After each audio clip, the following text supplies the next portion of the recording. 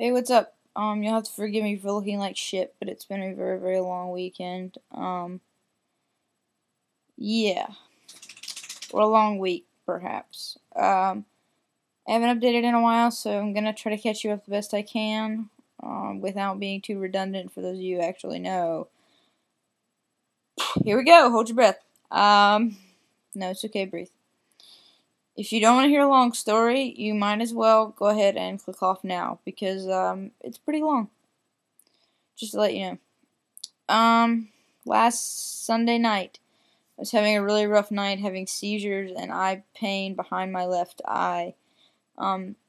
It's been giving me trouble from quite some time. I've had double vision, quadruple vision. There's nothing they can really do to fix it, and I would have to go to get surgery, and surgery is not really an option with my condition right now. So, I've just been living with it because I have to. And they said it could get worse, and it gradually was bothering me, but I wasn't really paying attention to it. At some point Sunday night, I had a seizure, I think, or an episode of some sort where I lost complete sight in my left eye. So if I close my right eye, the world goes dark. I can tell that there are lights on in the room, and I can't really tell you more than that. So if you had a room on with one light, I would be able to tell, and if you had a room on that was completely dark, I would be able to tell. But that's about all I know when I'm just looking with my left eye. So it took all week to get a schedule, to be on the MRI schedule and to get an MRI done in town. Because it's one of two things. My optic nerve is swollen and it's putting pressure on my eye, therefore my eye is not seeing, or my brain has swelling and it's putting pressure on my optic nerve. And that's why I'm not seeing. Basically, those are the two reasons. I'm glad we're doing an MRI because I haven't had one in probably 2 to 4 years. So we finally got that set up and got it Friday. We did the contrast through my PICC line. I was so happy not to get stuck. Jackie is still insanely nuts about uniforms, and I'm really worried about her health. And she's still got flags to do. One set is completely done. She has another set to do, and then a full set of flags. Tired yet? So then Saturday we're getting ready. Competition season has started. Last weekend was the first contest. Every Saturday we go out until November 1st. So we were getting ready to go to the contest. She was finishing up uniforms. We were having a disagreement of sorts, and she left. And I was going to go follow her, but I was hooked up to an IV, so I had to get my IV and walk out the door. And the dogs were in the bedroom, so I know this seems very inconsequential right now, but it makes sense later, I promise. When I leave the room, the dogs love to jump at the door because we're not in the room. So I left the bedroom, and I pushed Bella to the side so she wouldn't get her head stuck in the door. She's good about that. And I hear a screeching sound. The sound that you'd never want to hear. If you're a parent, it's that sound that you dread. If you're a dog owner and a dog owner parent, it is a sound that you dread to hear. So I immediately turn back around and I look in the bedroom, and Bella is not using her back legs at all. She's lost control of her bladder and she's screeching, running around the floor. Now, usually I am in a situation of panic and disorder. I am the person who takes control and takes order, and I was a complete wreck.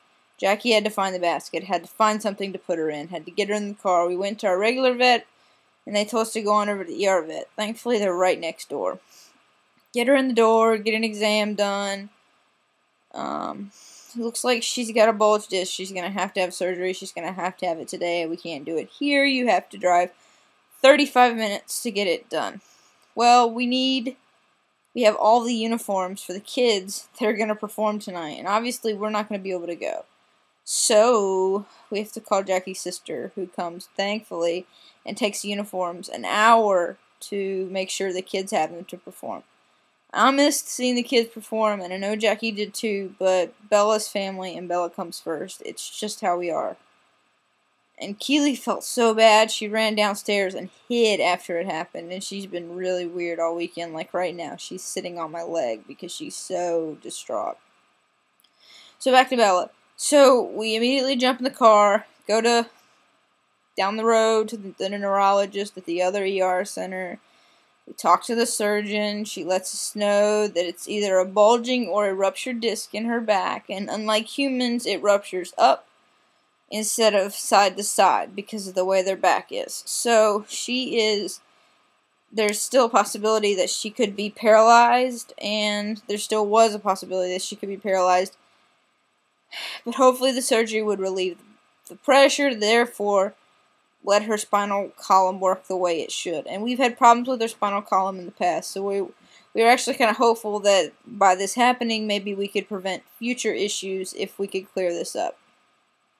So she had the surgery, and we went and just fucked around because we could not function. I think we went to a Borders. I think we went to a sports store. We went to the mall to eat and both ate Sonic and shopped but didn't buy anything. I mean, we were complete zombies. We were eating and the doctor called and I said, you called me with good news, right? And she said yes. She came through the surgery very well, best as I could have expected. It was a pretty common injury actually. She had I want to say ruptured disc, and they repaired it. Once they repaired it, her spinal column looked normal. They needed to keep her overnight for 2 nights for observation because usually after these procedures, dogs can't control their bladder and bowel function. And plus they need 24-hour, pain meds and things like that. And so that was fine. Another call this morning, and it was probably one of the best phone calls of my life. Bella is doing great. She has control of her bladder now, and she has some mobility in her legs. So it's been a long weekend.